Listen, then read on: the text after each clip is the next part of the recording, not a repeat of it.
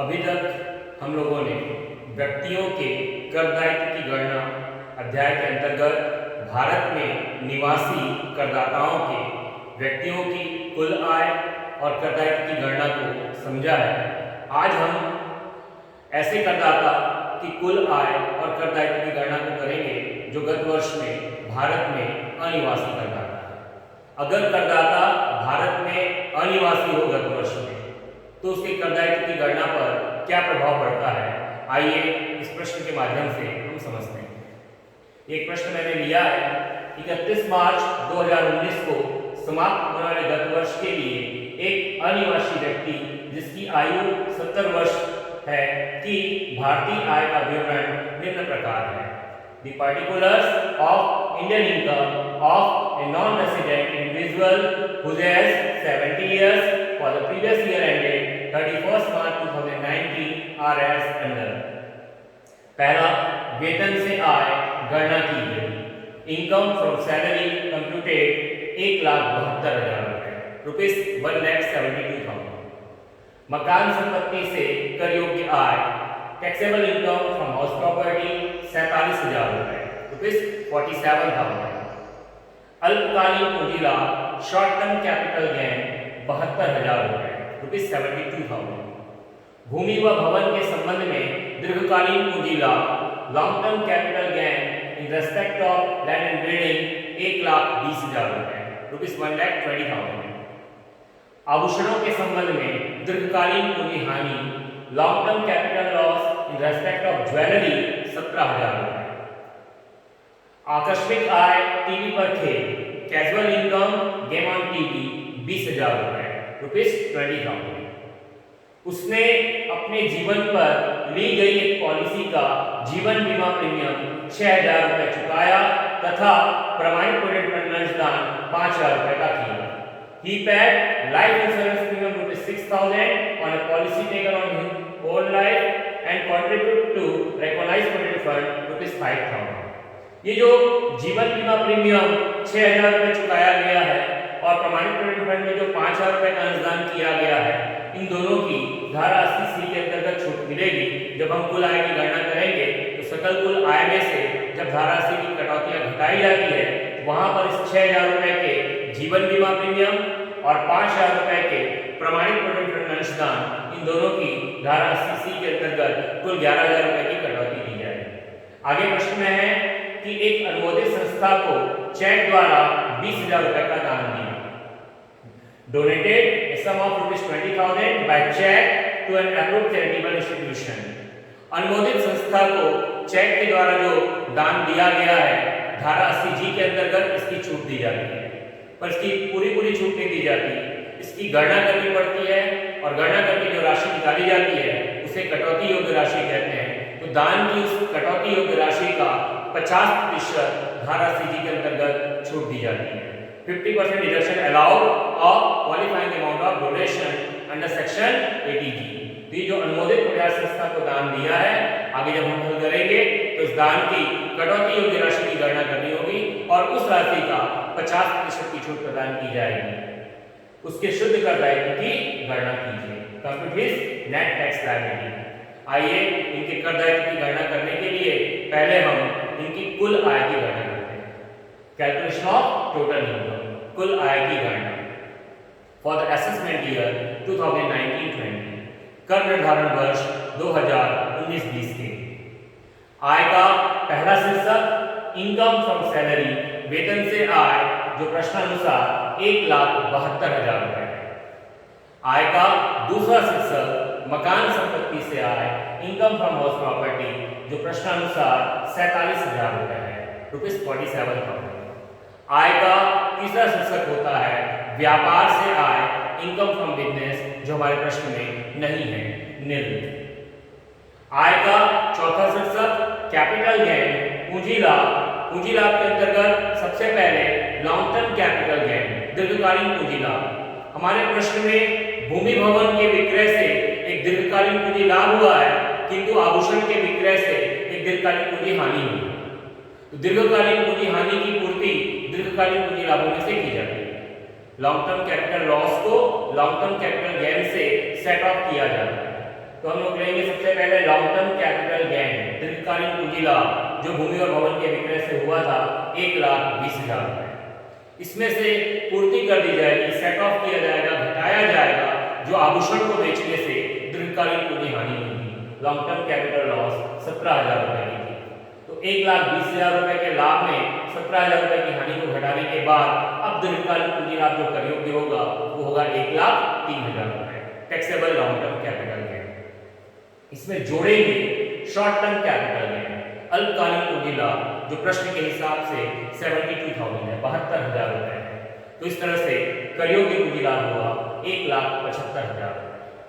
आय का पांचवा और आखिरी शीर्षक इनकम फ्रॉम अदर सोर्सेस, अन्य साधनों से आय, जिसके अंतर्गत एक कैजुअल इनकम है, आकस्मिक आय है, गेम ऑन टीवी पर खेल, उससे आय हुई थी 20,000 रुपए।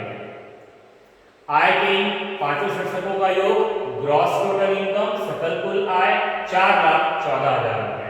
ये हमारी ग्रॉस टोटल इनकम, सकल कुल आय। अब इसमें से धारा 80 की कटौतियां घटाई जाएगी, डिडक्शन ऑफ अंडर सेक्शन 80। धारा 80 की कटौतियों में प्रश्न के हिसाब से सबसे पहले धारा 80C की कटौती है, अंडर सेक्शन 80C। प्रश्न पत्र में मैंने बताया था आपको 80C के अंतर्गत 2 पॉइंट थे इसके क्वेश्चन पे, तो दोनों की धारा 80C में छूट मिलेगी। लाइफ इंश्योरेंस प्रीमियम, उसने अपना जीवन बीमा प्रीमियम दिया था 6,000 रुपए का, और कॉन्ट्रीब्यूशन इनटू आरपीएफ प्रमाणित प्रोविडेंट फंड अंशदान किए थे 5,000 रुपए।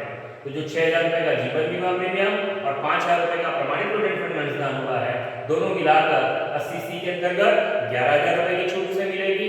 इसके अलावा उसने एक अनुमोदित प्रयास संस्था को चेक से दान दिया, donation to approved charitable institution by cheque. तो जो अनुमोदित प्रयास संस्था को चेक से दान दिया है उसकी धारा C में छूट मिलेगी, लेकिन धारा C के अंतर्गत इस दान की पूरी छूट नहीं दी जाती। इस दान की छूट मिलती है 50% ऑफ क्वालिफाइंग अमाउंट, कटौती योग्य दान का 50%। अभी कटौती योग्य दान क्या होता है ये भी आपको मैं गणना में समझाऊंगा, पहले यहाँ पर इसको पूरा कर लेते हैं। ये 20,000 रुपए गणना कार्य करके मैंने लाए हैं, यही है क्वालिफाइंग अमाउंट ऑफ डोनेशन, दान की कटौती योग्य राशि। कहां से आई अभी आगे की गणना में आपको मैं समझाता हूं। इस दान का 50% छूट दी जाएगी, तो 20,000 रुपए का 50% 10,000 रुपए की छूट देंगे। तो 80C और 80G दोनों को मिलाकर 21,000 रुपए की कुल छूट ग्रॉस टोटल इनकम में से घटा दी जाएगी। सकल कुल आय में से इस 21,000 रुपए की छूट को घटाने के बाद हमें मिलेगा हमारा टोटल इनकम, कुल आय, जो कि हो रहा है 3,93,000, 3,93,000 रुपए। ये हमारी टोटल इनकम, कुल आय। आइए अब मैं आपको समझाऊं कि ये धारा 80G के अंतर्गत हमने जो 20,000 रुपए का 50% कटौती दिया है, ये 20,000 रुपए कहां से आए। एक वर्किंग नोट से मैं आपको इसको समझाऊं। वर्किंग नोट है calculation of qualifying amount of donation, दान की कटौती योग्य राशि की गणना। हमारा ग्रॉस टोटल इनकम, सकल कुल आय, जो आय के पांचों शीर्षकों का योग था 4,14,000 रुपए। इसमें से सबसे पहले घटा दिया जाता है लॉन्ग टर्म कैपिटल गेन, दीर्घकालीन पूंजी लाभ, क्योंकि इसमें से धारा 80 की कटौती नहीं दी जा सकती, इसलिए दीर्घकालीन पूंजी लाभ को यहाँ से हटा देंगे। जो दीर्घकालीन पूंजी लाभ में दीर्घकालीन पूंजी हानि की पूर्ति करने के बाद 1,03,000 रुपए का योग्य हुआ था, वो 1,03,000 रुपए का दीर्घकालीन पूंजी लाभ यहाँ से घटा दिया जाएगा, क्योंकि इसमें से धारा 80 की छूट नहीं दी जा सकती। तो घटाने के बाद 3,11,000।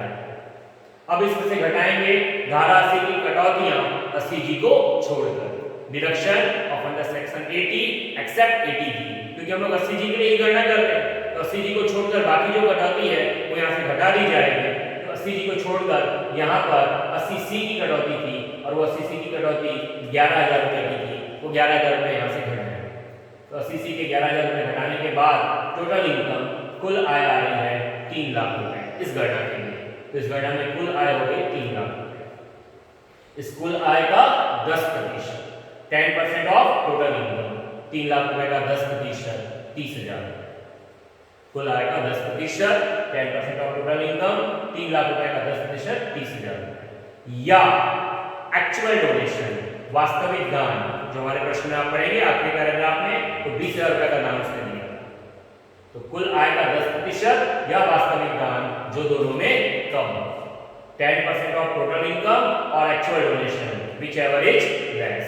कुल आय का 10% हो रहा है 30,000 रुपए या वास्तविक दान है 20,000 रुपए, जो दोनों में कम है, 20,000 रुपए।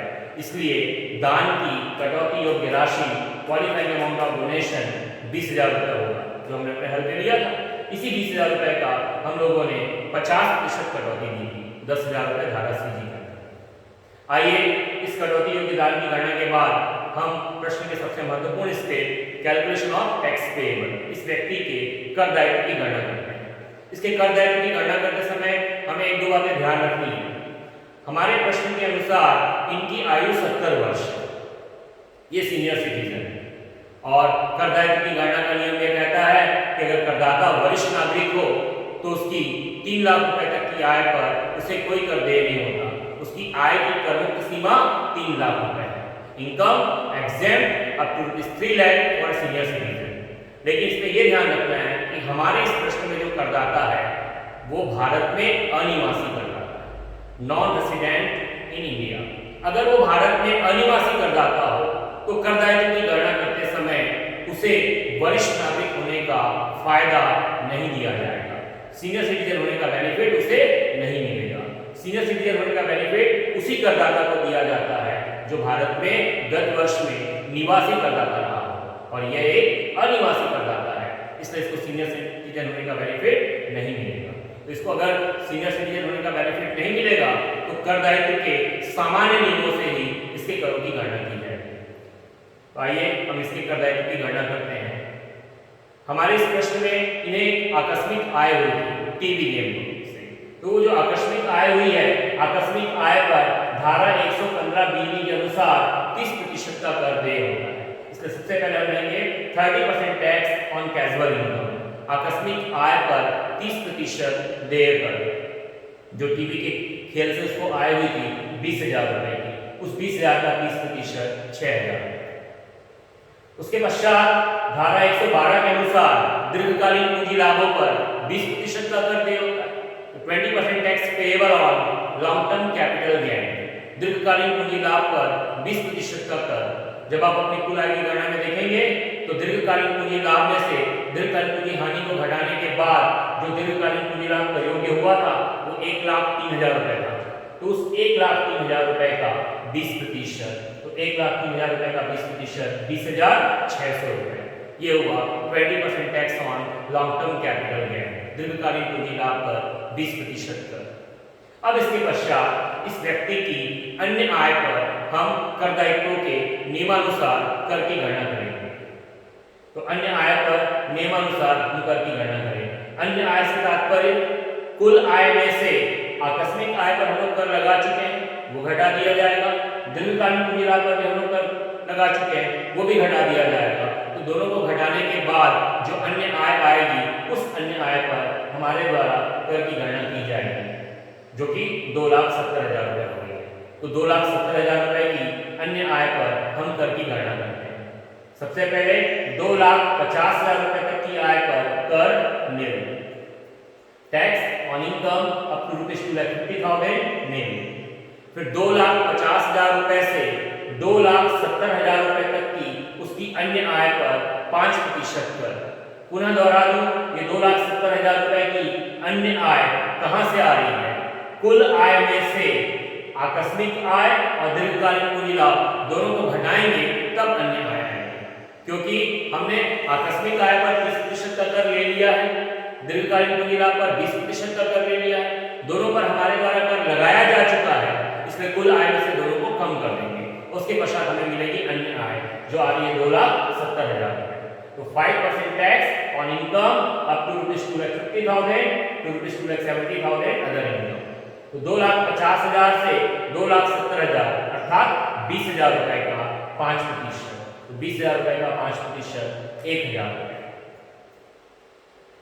तो सभी करों का योग हो रहा है 27,600 रुपए। सारे करों का योग हो रहा है 27,600 रुपए। इन करों पर वैसे तो अधिभार जोड़ा जाता है, पर क्योंकि इस व्यक्ति की कुल आय 50 लाख रुपए से कम है अतः कोई अधिभार देय नहीं होगा। तो इस पर हम जोड़ेंगे 4% का स्वास्थ्य एवं शिक्षा उपकर, 4% हेल्थ एंड एजुकेशन सेल्स, 27,600 रुपए का 4% 1104 रुपए, 1104 रुपए।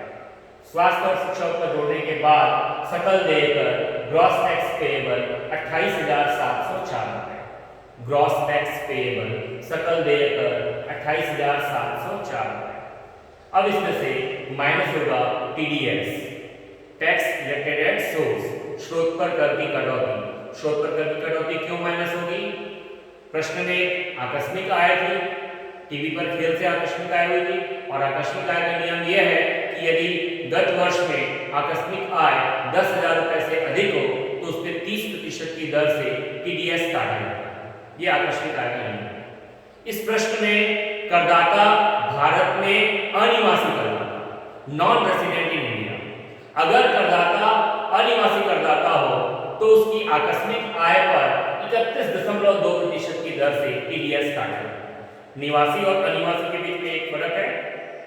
निवासी करदाता का टीडीएस 30% होता है, 30% होता है, और अनिवासी करदाता का जो टीडीएस होता है वो 31.2% होता है। तो इसको ध्यान रखना है, इसका जो टीडीएस काटा जाएगा वो 31.2%।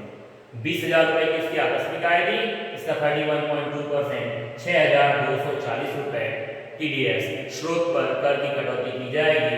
तो नेट टैक्स पेएबल शुद्ध देय कर 22,466 रुपए, 22,464 रुपीस। ये हुआ नेट टैक्स पेएबल शुद्ध देय कर, क्योंकि करों को 10 के गुणांकों में रखा जाता है, इसलिए इसको 10 के गुणांकों में रखेंगे तो इनका टैक्स लायबिलिटी कर दायित्व बनेगा 22,460 रुपए।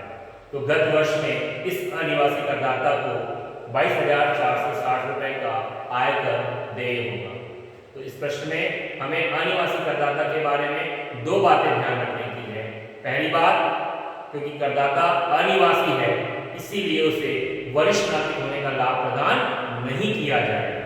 और दूसरी बात, एक अनिवासी करदाता को अपनी आकस्मिक आयों पर स्रोत पर जो कर की कटौती होती है वो 31.2% की होती है। इन दोनों बातों का ध्यान रखेंगे किसी भी अनिवासी करदाता की कर दायित्व की गणना करते समय। Thank you.